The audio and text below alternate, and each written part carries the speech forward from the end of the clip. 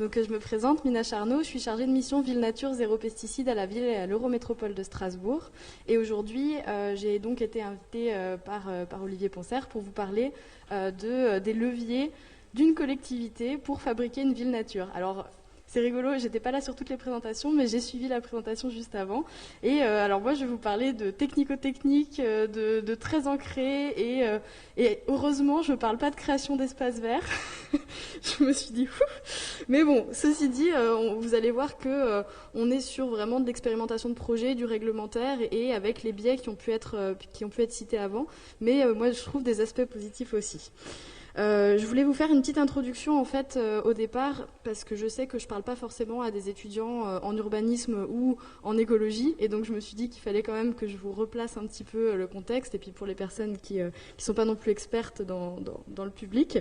J'ai identifié 2 leviers pour la nature en ville quand on est une collectivité. Je dis bien quand on est une collectivité parce que du coup la place qu'on a est pas forcément la même en fonction de si on est une collectivité, si on est citoyen, si on est association, etc. Et j'en ai identifié 2 principaux, réglementaires et volontaristes. Et donc je vais quand même un peu vous parler aussi de l'aspect réglementaire parce qu'il est très important quand on est une collectivité. Les lois, je ne vais pas vous expliquer toutes les lois sur la biodiversité parce que ce serait justement complètement inverse avec le principe de vous réveiller après une matinée de présentation. Par contre, il fallait absolument que je vous parle quand même de la loi biodiversité qui a renforcé la prise en compte de la trame verte et bleue dans les documents d'urbanisme. Vous inquiétez pas, je vais vous expliquer ce que c'est la trame verte et bleue. Et du coup aussi, je voulais vous expliquer ce que c'était la séquence éviter, réduire, compenser, qui était aussi dans cette loi biodiversité et qui est vraiment très très importante dans l'urbanisme et la prise en compte de la nature dans l'urbanisme et l'aménagement. Cette séquence éviter, réduire, compenser, vous la voyez là à l'écran, c'est de se dire, quand on fait un projet d'aménagement, fatalement, on a un impact. On va impacter la nature et un impact qui est négatif. C'est ce que vous voyez en vert.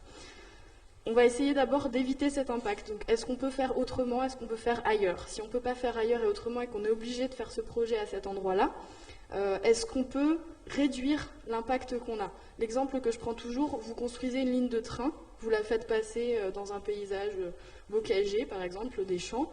Au lieu de la faire en pleine terre, vous pouvez la faire sur un pont. C'est pas très joli, paysagèrement parlant, vous vous retrouvez avec un gros pont, mais par contre, vous ne coupez pas le champ, vous avez des espaces qui permettent aux espèces ensuite de passer et de continuer à vivre leur vie. Donc, vous réduisez vos impacts directs sur le milieu qui existait avant. Puis si jamais vraiment on ne peut plus réduire, on se retrouve avec une perte de biodiversité, et cette perte de biodiversité, on va essayer de la compenser, de la regagner et d'avoir au final une neutralité écologique. Alors ça, c'est du papier. C'est très très très très difficile à atteindre parce que comment on reproduit un écosystème qui avait 100 ans, 200 ans, 1000 ans, qui était là depuis toujours et qu'on a détruit. Aujourd'hui, personne ne sait vraiment comment il faut faire. Les techniques sont en train de se monter et franchement, ce gain de biodiversité, il est difficile à atteindre. Donc de toute façon, on a un impact quand on aménage. Ceci dit, en essayant de suivre cette séquence éviter, réduire, compenser, on peut tenter de limiter, alors qu'avant, on n'y pensait même pas et on faisait les projets là où on voulait les faire. Du coup, la trame verte et bleue, qu'est-ce que c'est? Bah oui, je sais que pour moi, c'est un mot que j'utilise tous les jours et je dis même la TVB parce qu'au final, on en a marre de le dire en entier. C'est un outil qui essaye d'allier la préservation de la biodiversité et l'aménagement du territoire. Alors là, on parle de continuité écologique. Donc c'est rigolo, hein, on se fait quand même assez écho avec la présentation juste avant. Oui, on se concentre beaucoup sur les continuités écologiques, qui ne sont pas les seules. Et c'était tout à fait intéressant de le préciser. Les pollutions, c'est très important aussi. C'est simplement pas tout à fait le même axe. Et c'est pas ignoré, hein, pour autant, vous avez quand même tout un tas de réglementations sur ces aspects pollution. Mais aujourd'hui, moi, je vous présente pas ça parce que je suis plutôt sur l'aspect aménagement du territoire et moins sur l'aspect impact sur les milieux. Donc, la trame verte et bleue, c'est du coup un réseau qu'on appelle un réseau de continuité écologique, un réseau de réservoirs de biodiversité et de corridors qui permettent en fait aux espèces de se déplacer entre ces réservoirs. Ces corridors, ils peuvent être d'un seul tenant ou ils peuvent être en ce qu'on appelle pas japonais, mais il est important en fait qu'on puisse permettre aux espèces de se déplacer, de se nourrir et de se reproduire, ce qu'on appelle vivre, quoi, simplement ce qui est nécessaire pour vivre. Et donc cette trame verte et bleue, c'est ce qu'on va utiliser comme outil dans les documents d'aménagement pour essayer de permettre aux autres espèces de vivre avec nous. Ça, c'est un diapositive qui n'est pas sympathique à présenter. Je ne vais vraiment pas m'y attarder. Vous aurez, la présentation sera partagée. Si vous avez envie, je vous laisse regarder. Si vous n'avez pas envie, je comprends. Ce qu'il faut savoir, c'est que c'est une pyramide inversée. Vous avez des documents réglementaires qui commencent au niveau régional. Donc on va identifier au niveau régional qu'est-ce que c'est que cette trame verte et bleue, où sont les grands massifs forestiers. Et ensuite, on va décliner tout ça de plus en plus petit. Donc d'abord au niveau du bassin de vie, dans ce qu'on appelle le SCOT, et puis ensuite dans le PLU, et ça le PLU, et pour nous c'est le PLUI, intercommunal, c'est l'échelle de la collectivité territoriale, et c'est donc, je suis obligée de vous présenter ça pour vous expliquer quels sont les outils de la collectivité territoriale, et moi je vais me concentrer sur ce PLUI. Je ne sais pas si, je vais peut-être m'adresser, j'ai deux moitiés de salle. Ceux qui sont un peu plus âgés connaissent le PLUI parce qu'ils savent comment ils doivent peindre leur maison ou mettre leur volet. Pour information pour les plus jeunes, vous découvrirez ça quand vous déciderez d'acheter, de louer, de transformer une maison, de construire. Le PLUI, c'est ce qui va réglementer l'aménagement d'un territoire. Où est-ce qu'on construit, comment on construit. Donc c'est extrêmement important. Et ça va me permettre du coup de commencer à vous présenter comment on travaille la nature en ville sous un premier aspect de l'aménagement du territoire, la planification urbaine. Je ne sais pas si tout le monde est familier avec le territoire de l'Eurométropole de Strasbourg, donc je vous ai fait juste 2 diapos pour vous dire que c'est 33 communes sur l'Eurométropole. C'est un territoire qui est assez important, qui est à l'est coupé, parce qu'en fait, on est à la frontière. C'est pas anodin parce que si on réfléchit vraiment en termes de continuité écologique globale, il y a toute l'Allemagne et puis il y a tout le reste de l'autre côté du Rhin. Mais en termes réglementaires et en termes d'aménagement, on est arrêté par le Rhin. Donc ça apporte quelques biais aussi parce que finalement, on s'intéresse qu'à une côté. Alors à un côté, on essaye de travailler à cet aspect transfrontalier, mais voilà, c'est encore, surtout au niveau réglementaire, c'est balbutiant. Et puis, moi j'aime bien cette diapositive parce qu'elle vous permet de voir, on résume souvent, on dit que le territoire de l'Eurométropole, c'est un tiers de territoire naturel, un tiers agricole et un tiers urbanisé. C'est un territoire qui est, somme toute, plutôt équilibré et sur lequel, en fait, il y a beaucoup d'utilisation, d'utilisation potentielle et puis d'acteurs différents. Vous avez des humains, puis vous avez des agriculteurs qui sont aussi des humains, mais qui cherchent à faire autre chose, et puis vous avez aussi toutes les espèces naturelles. Voilà à quoi ressemble cette fameuse trame verte et bleue sur l'Eurométropole. Alors vous avez en fait la même carte, il y en a une qui est jolie avec des petites photos, puis il y en a une qui est un peu plus cartographie, comme nous on les aime bien. Et donc vous voyez qu'est-ce que c'est cette trame verte et bleue sur notre territoire. Ce qu'il faut noter, en vert foncé, vous avez les réservoirs de biodiversité, en vert clair, vous avez les corridors, en vert d'eau, c'est des espèces, c'est des territoires sur lesquels il y a des espèces protégées, et là c'est le crapaud vert, et en marron, qui ressort pas très bien marron d'ailleurs, je vous montre ici, hop, c'est pour du grand hamster. Le grand hamster qui est aussi espèce protégée sur notre territoire. Et donc ça, si on vous demande, voilà, ça c'est les grands principes de la nature en ville sur le territoire de l'Eurométropole. Mais pas vraiment, je vais vous expliquer après. Si vous regardez, vous avez des territoires qui sont tout blancs. Est-ce que ça veut dire qu'il n'y a pas de nature dans ces territoires tout blancs? Pas du tout. Il y en a partout, mais au niveau du réglementaire, la trame verte et bleue, c'est donc ça. Et au sein de cette trame verte et bleue, il va y avoir une interdiction de construire, ou alors des règles très très très précises, et notamment au niveau de la compensation. Je vous expliquais, éviter, réduire, compenser, on va faire extrêmement attention dans ces zones-là. Donc sur ces zones-là, l'aménagement et la construction est vachement plus difficile.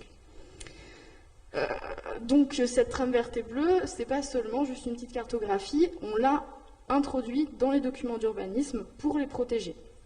Donc, je ne vais pas aller dans du détail, il y a des ajouts qui sont dans le règlement écrit, donc qui vont dire des règles en fonction de certaines zones. Ici, on a le droit de faire ça, ici, vous êtes obligé de planter tant d'arbres, ici, vous devez respecter tant de pourcentage en pleine terre, et pas d'artificialisation, voilà, enfin un ratio d'artificialisation qui est contrôlé. Il y a du règlement graphique, donc du zonage. On a des zones agricoles A et des zones N naturelles qui vont avoir aussi des règles très précises de protection, voire, comme je vous le disais, d'interdiction de construire. Et puis, vous avez aussi, et c'est là que moi je trouve que le travail est aussi très intéressant, et qui est moins classique, qui est spécifique vraiment au PLUI de l'Eurométropole, c'est un travail tout en finesse qu'on appelle le surtramage. Très très technico-technique, hein, je m'en excuse, mais un PLUI de toute façon c'est difficile à vulgariser. Ces travaux de surtramage, c'est pour aller dans le détail où je vous disais dans les zones grises, où on n'a pas de trame verte et bleue, on a pourtant de la nature, et on va essayer d'aller dans du détail avec différentes trames, que je vais appeler un peu de proximité, qui sont du coup des marges de recul où il y a des interdictions de construire autour des cours d'eau, par exemple. On ne va plus pouvoir construire de nouvelles choses. Des surtramages qu'on appelle éléments participants en continuité écologique, qui sont là aussi pour protéger des vergers, par exemple, des petits massifs forestiers qui ne se verraient pas sur une cartographie de trame verte et bleue générale, et des trames qu'on appelle espaces plantés à conserver ou à créer, qui, elles, sont là pour protéger, par exemple, ce qu'on appelle des cœurs d'îlots, ou des jardins de devant, ou vraiment des petits espaces, mais des petits espaces qui sont importants et qu'il faut protéger. Et par exemple, quand vous avez un espace planté à conserver ou à créer sur votre maison, vous n'avez plus le droit de faire de piscine ou de construire de terrasse, parce que ça c'est une artificialisation de votre espace vert. Et donc du coup, vous ne pouvez plus le faire, ou alors il faut changer le PLU, ou alors il faut mettre en place des compensations, mais c'est vraiment beaucoup plus compliqué, vous êtes moins libre. Alors, ça pose la question de la liberté individuelle. Là, ça veut dire qu'on a une collectivité qui a décidé de protéger des espaces de nature, mais quand ça vous arrive à vous et que vous avez super envie d'étendre votre terrasse puis que vous n'avez plus le droit, c'est pas forcément évident non plus.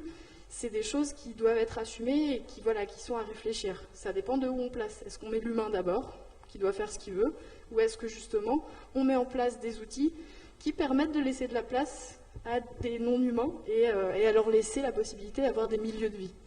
Donc là, c'est vraiment des outils qui sont très très réglementaires. Tout ce que je vous dis, tout ce que je vous explique, c'est des choix de l'Eurométropole, donc des choix de qu'est-ce qu'on met dans notre règlement, qu'est-ce qu'on met dans notre règlement graphique écrit. Mais bon, c'est obligatoire d'avoir un règlement graphique écrit.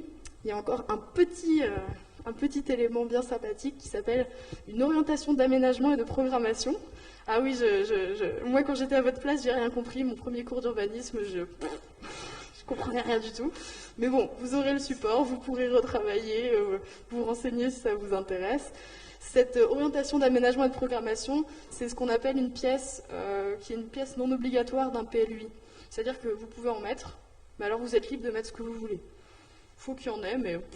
Donc on en a fait à l'Eurométropole une thématique autour de cette trame verte et bleue. Donc on a fait un document en plus complémentaire de ce PLUI, de ces règlements graphiques et écrits, et on a décidé d'en faire une pour en fait donner les éléments à tous les aménageurs, tous les opérateurs immobiliers qui ne seraient pas...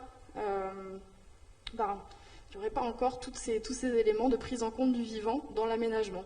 Donc c'est un document qui est disponible en ligne, hein, que vous pouvez trouver, mais qui se veut très très simple, très explicatif. Qu'est-ce que c'est aménager en respectant les autres espèces? Qu'est-ce que c'est aménager en diminuant son impact?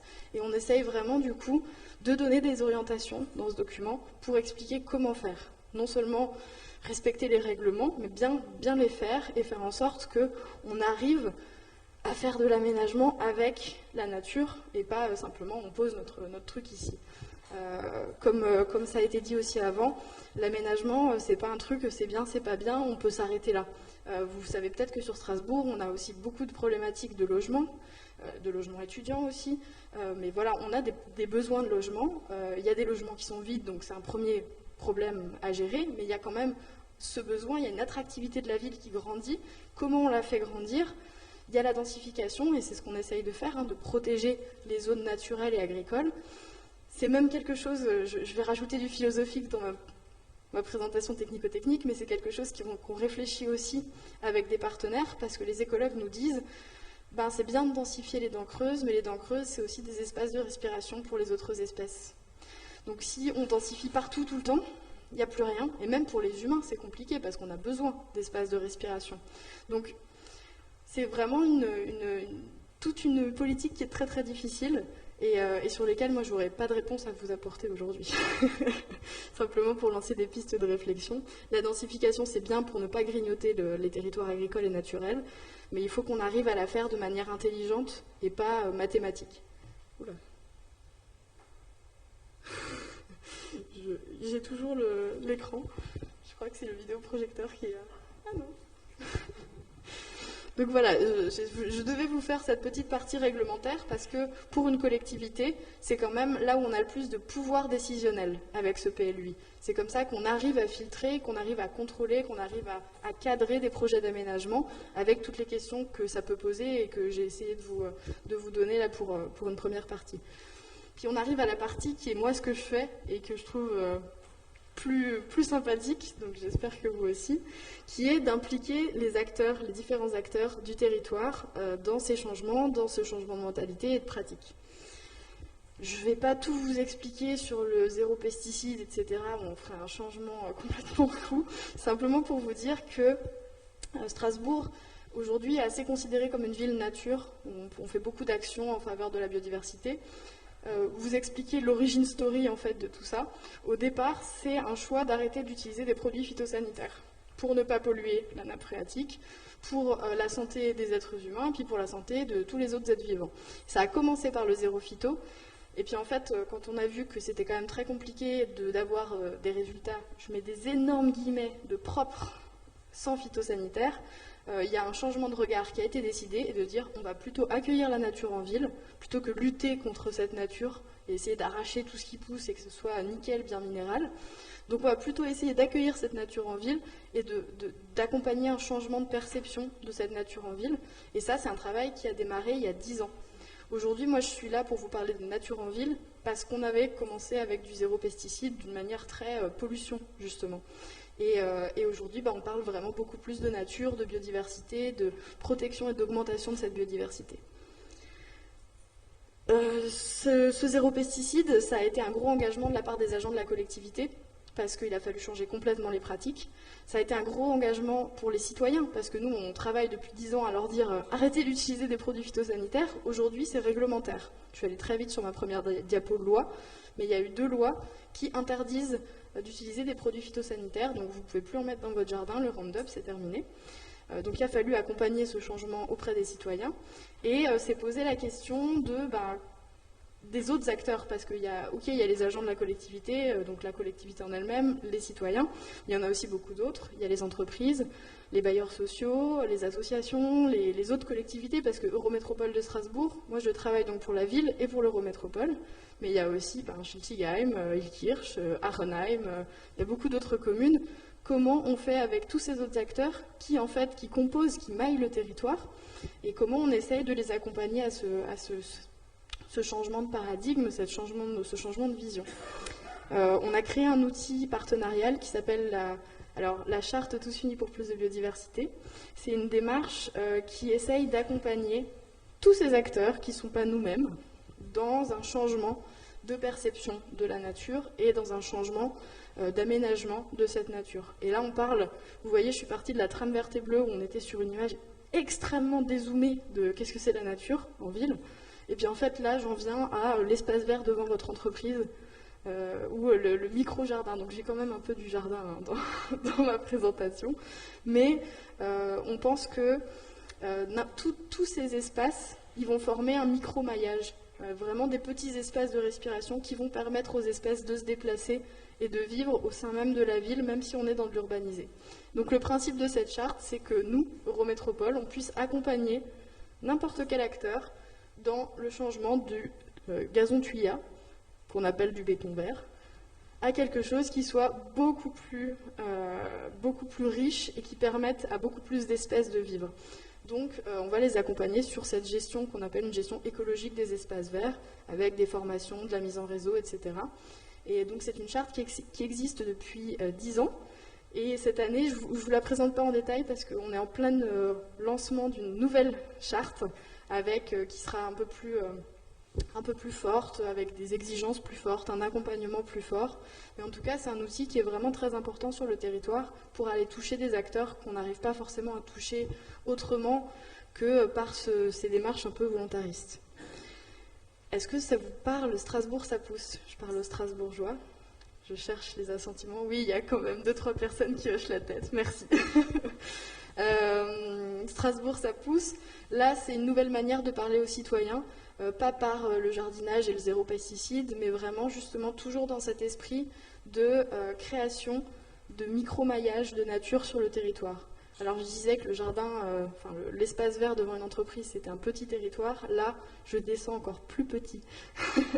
Je descends sur du tout petit projet. Qu'est-ce que c'est Strasbourg, ça pousse? C'est une démarche de la ville de Strasbourg, cette fois, qui permet aux citoyens de déminéraliser l'espace public. De jardiner et de déminéraliser l'espace public. Donc qu'est-ce qu'on cherche à faire? On cherche à casser les trottoirs. Et, alors moi je ne suis pas tout à fait d'accord avec ce qui a été dit, à recréer du sol. Je pense qu'on arrive, alors on n'arrive pas à recréer les mêmes sols. Un sol agricole qui a des centaines d'années de construction, c'est pas la même chose qu'un sol urbain qu'on a réouvert depuis 2 ans, je vous l'accorde. Mais ceci dit, on voit vraiment des évolutions très fortes de ces sols. Et donc on essaye de permettre aux citoyens de faire des choses comme ça. C'est au départ beaucoup de l'initiative citoyenne, on recrée du lien entre citoyens et espace public, c'est assez important, mais en fait pas que. Pour en avoir discuté avec des écologues, ces micro-espaces de 20 cm ouverts, finalement, ce sont des espaces qui apportent beaucoup pour des espèces qui sont des petites espèces. Des insectes, ils ne peuvent pas bouger entre les 2 réservoirs de biodiversité au nord et au sud de Strasbourg. Hein. Ils ont une marge d'action qui est beaucoup plus faible. Les végétaux, c'est pareil, ils vont se déplacer avec ce qu'ils peuvent, avec du vent, et finalement, en fait, mailler les rues de Strasbourg avec des micro-espaces de nature comme ceci, eh ben, c'est déjà énorme pour certaines espèces, pour certains êtres vivants, et finalement, c'est intéressant de pouvoir le faire. Donc, je crois que j'ai... Ah non, je vais vous les dire comme ça. Aujourd'hui, Strasbourg, ça pousse, c'est à peu près 172 projets sur la ville de Strasbourg, qui soient à la fois des projets de pieds d'arbres, donc là où il n'y a pas de déminéralisation, mais simplement un jardinage d'un pied d'arbre, ou des projets de déminéralisation comme ce que vous avez sur la diapositive, ou même des projets des fois de jardinage d'espaces verts déjà existants. C'est moins l'objectif qu'on poursuit au départ, mais on permet aussi aux habitants qui ont envie de pouvoir le faire.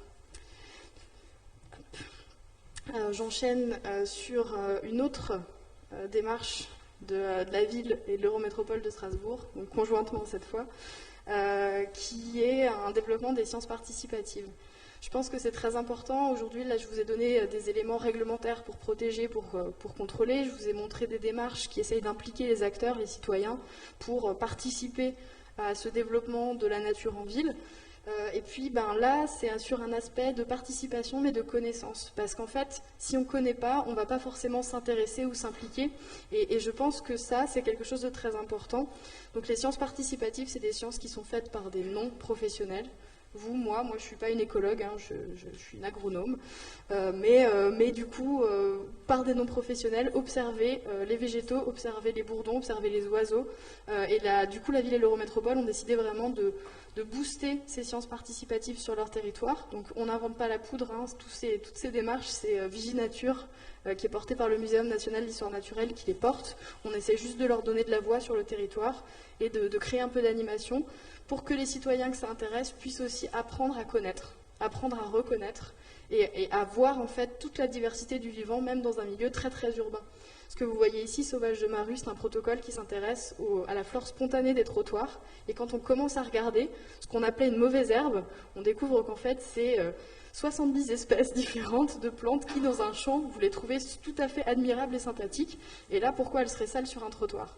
Et du coup, apprendre à connaître, c'est aussi changer de regard et accepter plein de formes d'un vivant qu'on ne voit pas forcément. Donc je ne vais pas aller très loin sur les outils de communication, on en produit pas mal. Si ça vous intéresse, vous pouvez les retrouver sur le site internet de Strasbourg ça pousse dans la catégorie outils, où il y a beaucoup de choses avec des guides de plantation et puis un peu de documents sur la trame verte et bleue notamment. Mais ça fait partie de nos outils pour la nature en ville. Et puis je finirai sur 2 démarches très spécifiques qui sont une manière de vous montrer ce qu'on peut faire en tant que collectivité en plus de tout ça, du réglementaire, de l'implication des citoyens, etc. Je vais vous parler de trame noire. C'est un sujet qui est très important. Je vous ai parlé de trame verte et bleue. Donc c'est comme ça qu'on avait théorisé un petit peu, qu'est-ce que c'est l'écologie, les continuités écologiques, de quoi ont besoin les espèces. Puis on avait un peu oublié qu'il y avait beaucoup d'espèces. qui vivent la nuit en fait. Nous, on est parti sur du jour parce qu'on dort la nuit, alors on s'est dit, bah voilà, c'était encore très humain-centré, hein, cette manière de voir. On a besoin que des trucs réels, verts, bleus, mais en fait, qu'est-ce qu'il en est de toutes ces espèces qui vivent la nuit ? 28% des vertébrés, 64% des invertébrés qui ont une partie de leur cycle la nuit. Donc c'est beaucoup, énormément. Et pour qui, en fait, la pollution lumineuse est hyper impactante. En fait, on ne sait même pas exactement aujourd'hui à quel point la pollution lumineuse elle est impactante pour ces espèces. On commence un peu à sentir que c'est très très important, qu'on est en train de modifier les rythmes biologiques, qu'on est en train de modifier la reproduction des espèces juste avec de la lumière la nuit, parce que ça nous rassure. Voilà, c'est encore une fois l'humain au centre de tout ça. Du coup, à la ville et à l'Eurométropole, donc particulièrement ville de Strasbourg, on est en train de créer une démarche où on va identifier notre trame noire sur le territoire. Pourquoi je fais cette distinction? C'est une compétence communale, l'éclairage sur notre territoire. Donc on peut d'abord travailler à l'échelle de la commune avant de pouvoir dézoomer à l'échelle de l'Eurométropole. Et donc on va essayer d'identifier, ce que vous voyez là, c'est croiser le réseau d'éclairage public avec la trame verte et bleue. On essaye déjà d'identifier où est-ce que ça coince, où est-ce que ça se croise, qu'est-ce qu'il faut qu'on travaille comme point de conflit. Et puis ensuite, essayer de travailler à une meilleure installation de tout cet éclairage, une meilleure compréhension. Est-ce qu'on peut éclairer moins? Comment on peut éclairer moins, etc. Mais c'est vraiment un sujet qui est nécessaire, essentiel et qui tend à se développer en ce moment parce qu'on ne l'avait pas du tout pris en compte jusqu'à présent. Et puis une autre manière, qui est aussi assez volontariste de la part de l'Eurométropole de prendre en compte le vivant, c'est d'étendre via des chartes, via des documents sur nos propres pratiques, comment on peut essayer de prendre en compte les autres espèces qui vivent avec nous. Par exemple, quand vous faites un projet d'aménagement, ça a été évoqué, vous coupez des arbres, malheureusement, souvent ça arrive. Et je ne sais pas, ça parlera peut-être plutôt à cette partie de salle, si vous vous souvenez de 2013 et du chantier du parc du Palais de la Musique et des Congrès. Ça a été l'horreur et nous, on se trimballe cette casserole depuis 2013 au niveau du monde naturaliste et du monde de l'écologie en général. La ville de Strasbourg a coupé un platane qui n'avait pas été pris en compte dans une étude d'impact préliminaire aux travaux, parce qu'il gênait le chantier. Et puis en fait, dans ce platane, il y avait 500 noctules communes, donc des petites chauves-souris. C'était la plus grosse colonie d'Europe. Et en fait, on ne le savait pas, parce qu'on n'avait pas bien regardé. Et pour vous rassurer, elles ne sont pas mortes. On a des super partenaires associatifs naturalistes qui sont venus toutes les récupérer, qui les ont nourries jusqu'à la fin de l'hiver pour les relâcher au printemps. Mais en attendant, ça fait tâche. Et ça, c'est clairement une non-prise en compte des autres êtres vivants qui partagent avec nous la ville. Du coup, qu'est-ce qui a été fait en réponse à tout ça? On a essayé d'élaborer une méthode pour prendre en compte tout ce qui était chauves-souris et oiseaux qui nichent dans des cavités avant de couper les arbres. Donc, on a une méthode assez stricte où on va devoir vérifier est-ce qu'il y a des cavités, oui ou non, est-ce qu'elles sont occupées, est-ce qu'il y a des signes d'occupation, et quelles études on fait. On va faire une étude, normalement pour couper un arbre, si vous n'avez pas des raisons sanitaires, c'est 1 an d'études avant. Il faut regarder, parce qu'en fait, les chauves-souris, elles vont venir qu'à un certain moment de l'année, plutôt pour hiverner, donc vous ne les avez pas, si vous passez l'été, vous ne voyez pas. Il y a certains oiseaux, ce sera plutôt juste au printemps, donc si vous venez à l'automne, vous ne savez pas en fait que votre arbre il est utilisé par des espèces. Donc voilà, on essaye de mettre en place aussi des outils comme ça, pour répondre et prendre en compte tous ces êtres vivants. Pour essayer de faire du lien avec ce qui a été dit avant, je vais conclure. Moi, je trouve par rapport aux autres présentations qu'on est très terre à terre. On a un petit outil pour ça, un petit outil pour ci. En fait, on fait un peu on met des sparadraps.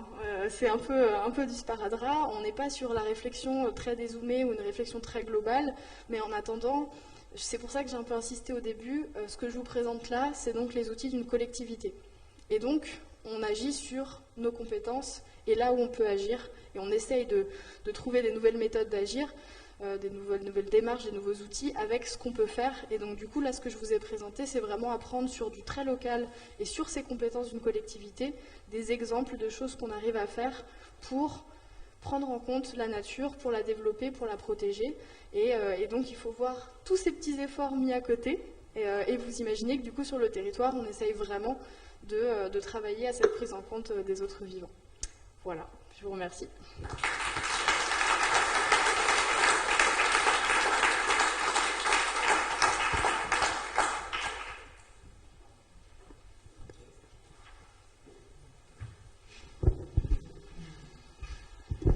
Merci beaucoup pour cette présentation. Là, à la fin, vous avez évoqué la nécessaire étude, ou les nécessaires études pendant 1 an avant de couper un arbre. Ça, c'est ce qui est contenu dans la charte. Dans la charte chiroptère là, que vous avez. Ouais, d'accord, donc c'est un document qui est uniquement réservé à la communauté urbaine de Strasbourg, c'est ça? Alors, c'est un document qu'on applique dans nos propres travaux. C'est pas un document réglementaire comme peut l'être le PLU. Après, attention, dans l'aménagement du territoire, vous avez des règles d'étude d'impact obligatoires, normalement. Vous impactez un milieu, vous devez l'étudier, vous devez savoir qu'est-ce que vous allez impacter pour mettre en place la séquence éviter, réduire, compenser. Si vous n'avez pas cette connaissance, de toute façon, vous ne savez pas ce que vous devez compenser. Donc c'est vraiment obligatoire. Après, nous, on va encore plus loin que, on va dire, des obligations réglementaires. Parce que, par exemple, si vous n'avez pas d'espèces protégées sur votre territoire, vous n'êtes pas obligé de faire tout ça.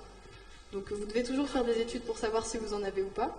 Mais si on n'a pas, on peut se dire c'est pas grave. Alors que nous, on essaye d'aller encore plus loin, même si chauve-souris, espèce protégée, hein, mais on essaye d'aller encore plus loin et d'assurer vraiment le coup par rapport à tout ça.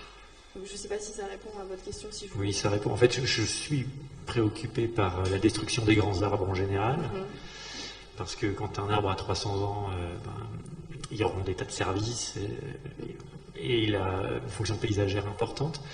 Et on en coupe beaucoup en ce moment. Et on dit, c'est pas grave, on replante. Mais quand on replante un arbre de 2 ans versus un arbre qui a 300 ans, il faut attendre 300 ans. Tout à fait, c'est exactement ce que je vous disais avec la séquence ERC et ses limites. C'est pas équivalent.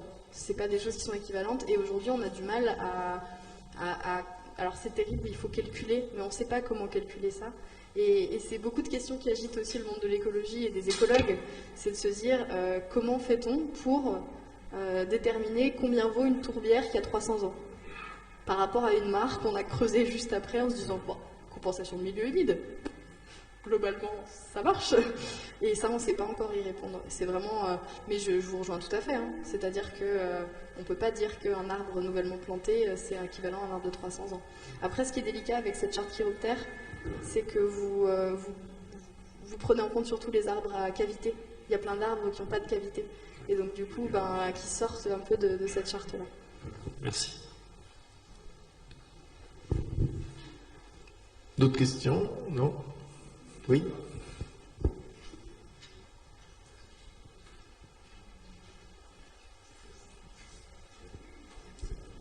Bonjour, moi c'est une question vraiment pratico-pratique. Les pesticides sont interdits et pourtant j'en vois plein dans les magasins Point Vert, machin, tout ça. Il y en a encore plein. Alors ils me disent qu'ils ont modifié la formule, mais je vois Roundup, est-ce que c'est exact ou... Alors normalement ils n'ont plus le droit, c'est-à-dire que s'ils transforment le produit pour qu'il rentre dans les produits encore utilisés, donc les produits autorisés en agriculture biologique et les produits de biocontrôle sont encore autorisés. Donc si c'est pas du Roundup comme c'était avant, ça peut plus être vendu. En plus, normalement, vraiment plus. Par contre, s'ils ont modifié pour rentrer dans cette liste-là, autorisé en agriculture biologique ou biocontrôle, là, ils peuvent encore le vendre. Après, normalement, il ne devrait plus y avoir de glyphosate dedans. Le glyphosate, il est plus autorisé. Pour les particuliers, attention. Ah oui, d'accord, oui, non, parce que les agriculteurs l'utilisent abondamment encore. Pour les particuliers et pour les organismes publics. D'accord. Reste un petit flou. Alors là, il y a eu un arrêté l'année dernière qui a modifié ça, par exemple pour les copropriétés qui ne pourront plus en utiliser non plus. Mais avant, il y avait un espèce de petit flou où quand on demandait à une entreprise du paysage de venir mettre des pesticides chez soi, on avait le droit. Parce que l'entreprise du paysage, c'est un professionnel qui a un certificat. Et du coup, elle peut venir vous en appliquer dans votre jardin. Donc on n'était pas encore tout à fait bon, mais ça complique quand même beaucoup l'accès pour le particulier qui était juste en train de faire ses courses. Normalement, il n'a plus le droit de les acheter et plus le droit de les stocker non plus. Vous en trouvez en Allemagne aussi, malheureusement, mais...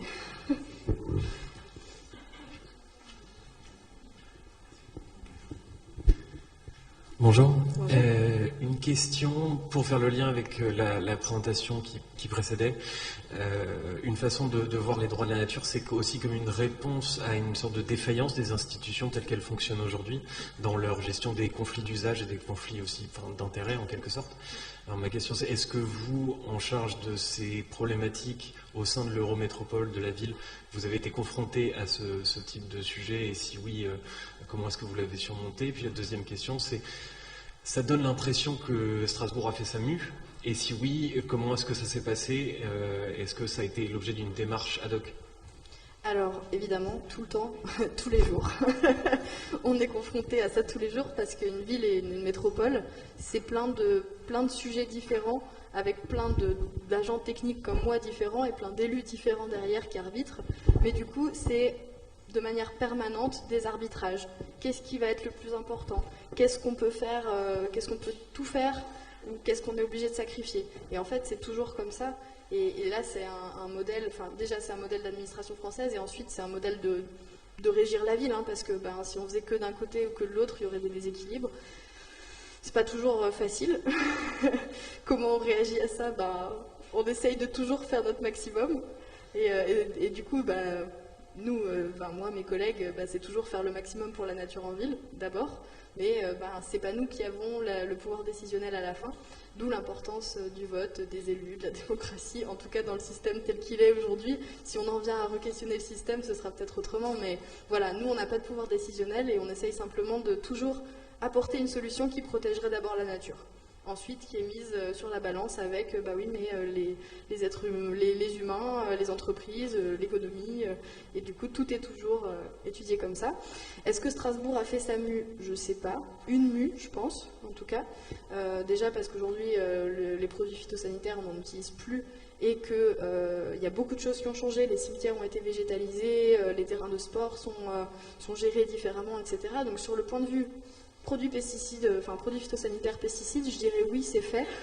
Sur le point de vue de la biodiversité, c'est un truc qui est continuellement en train de s'améliorer, de se construire. On découvre des nouveaux sujets, hein. La trame noire, ça fait quoi, 1 an, 2 ans qu'on travaille dessus, alors qu'en fait c'est ultra important. Donc on découvre toujours des nouveaux sujets, et on est obligé de mettre en place toujours des nouveaux outils, des nouvelles démarches. Donc sur la biodiversité, la nature en ville, pour moi c'est un travail qui est vraiment continu. Autre exemple, vous avez tous entendu parler beaucoup des arbres. On en parlait justement, protéger les arbres qui ont 300 ans. On a bien visualisé maintenant l'importance de protéger les arbres. On se dit, ouais, il y a plein de services écosystémiques, c'est incroyable, l'îlot de chaleur, la fraîcheur, l'ombre et tout. Et puis du coup, on a tendance à plus du tout penser aux prairies. Une prairie, on se dit, ça c'est rien, il y a juste de l'herbe. À la limite, il y a 3 fleurs. En fait, pas du tout. Les oiseaux, par exemple, ils ont énormément besoin pour se nourrir des insectes qui sont dans la prairie. Et les insectes, ils ont besoin de certaines fleurs qui sont dans cette prairie. Et puis finalement, la prairie, elle a peut-être aussi 300 ans. On le voit moins, c'est moins visuel. Mais finalement, on fait quoi des prairies? Est-ce que du coup, parce qu'on protège les arbres, on peut détruire les prairies? Ah bah non, surtout pas. Mais en fait, on a tendance à faire des focus en tant qu'être humain, à concentrer notre regard, et ça a aussi été dit sur quelque chose. Et là, par exemple, en termes d'écosystème, on est OK sur l'arbre, et du coup, maintenant, on protège bien les arbres, mais par contre, nous, on a peur que la prochaine étape, ce soit voilà, c'est ce qu'on essaye de faire, de se battre pour les prairies aussi, qui sont un écosystème hyper important. Mais on ne l'avait pas regardé. Donc d'un coup, paf, maintenant, c'est informer, sensibiliser sur les prairies. Donc voilà, c'est quelque chose qui est continuel, hein, au niveau amélioration continue, nouveaux sujets, etc. On n'a pas terminé, en tout cas, pas du tout. Désolée, je vous retiens. Hein. J'avais une question par rapport à la trame noire. Oui. Et du coup, qu'est-ce que la ville compte faire concrètement pour ça, du coup? Oui. Est-ce qu'il y a des pouvoirs particuliers qui peuvent être appliqués, par exemple, au commerce, etc., qui laissent allumer toute la nuit, Alors ça, les copropriétés qui laissent tout allumer, etc. Bien sûr. Pour les commerces, il y a une loi. Il y a une loi qui indique qu'à partir de 23h à 6h, il me semble, non, de 1h du matin à 6h ou 23h, 6h, j'ai plus les trucs en tête, c'est interdit en fait. C'est déjà interdit. C'est juste pas respecté du tout. Et on se pose la question de comment faire respecter. C'est très compliqué. C'est pour ça qu'on a une charte partenariale dans laquelle aussi il y a la pollution lumineuse, hein, l'évitement de la pollution lumineuse, mais c'est très très compliqué. Ça mériterait de mettre en place des opérations de sensibilisation, communication à destination des professionnels pour qu'ils coupent, voire après, il faut imaginer des sanctions. Mais alors là, c'est... je ne saurais même pas comment ça peut se passer, mais en tout cas c'est un travail particulier. On est en train de monter le plan d'action pour la ville de Strasbourg pour donner des exemples de qu'est-ce que ça peut être de travailler sur une trame noire. Déjà c'est de l'identifier, donc on arrive à avoir une cartographie en disant voilà, ça c'est les zones qu'il faut vraiment protéger, les points de conflit, les zones où de toute façon on a beaucoup de pollution lumineuse, on n'arrivera pas à supprimer la pollution lumineuse dans le centre-ville de Strasbourg. non, ça ne fonctionnera jamais. Mais voilà, où est-ce qu'on peut agir et comment on peut agir. Et du coup, après, le travail vraiment technico-technique, c'est de se dire, on va remplacer les mâts d'éclairage. On va les mettre, donc déjà il faut qu'ils soient toujours dirigés vers le bas.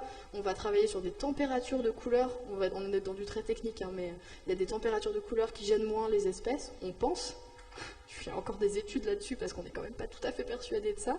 Des intensités lumineuses aussi, baisser l'intensité, travailler sur les températures de couleurs, éteindre, soit complètement, hein, ça y est, on décide d'éteindre certaines zones, ou alors d'éteindre en milieu de nuit, de mettre en place de l'éclairage à détection automatique, quelque chose qui est clair que quand on y passe. Il y a même des choses folles maintenant, on peut avoir une application et les citoyens décident sur leur smartphone d'allumer ou d'éteindre. Ils peuvent allumer, ça s'éteint automatiquement 15 minutes après le passage, donc c'est vraiment à la demande. Il faut juste avoir un smartphone, ce qui n'est pas tout à fait... Du coup, c'est pas le cas de tout le monde, donc finalement c'est pas tout à fait équitable non plus. Bon, c'est des pistes, hein, mais voilà, les pistes vraiment technico-techniques, c'est celle-là. Et nous, du coup, c'est ça, d'identifier, donc vraiment de savoir ce que c'est. Ensuite, d'identifier les points de conflit, sur ces points de conflit, de mettre en place des solutions techniques, et de manière générale, dans nos nouveaux projets, de toujours avoir cet élément en tête. Donc on peut imaginer des préconisations pour les futurs aménagements, et c'est ce qui se passe déjà, en fait, un peu... les collègues sont sensibilisés, et maintenant ils travaillent plus finement sur cet aspect-là.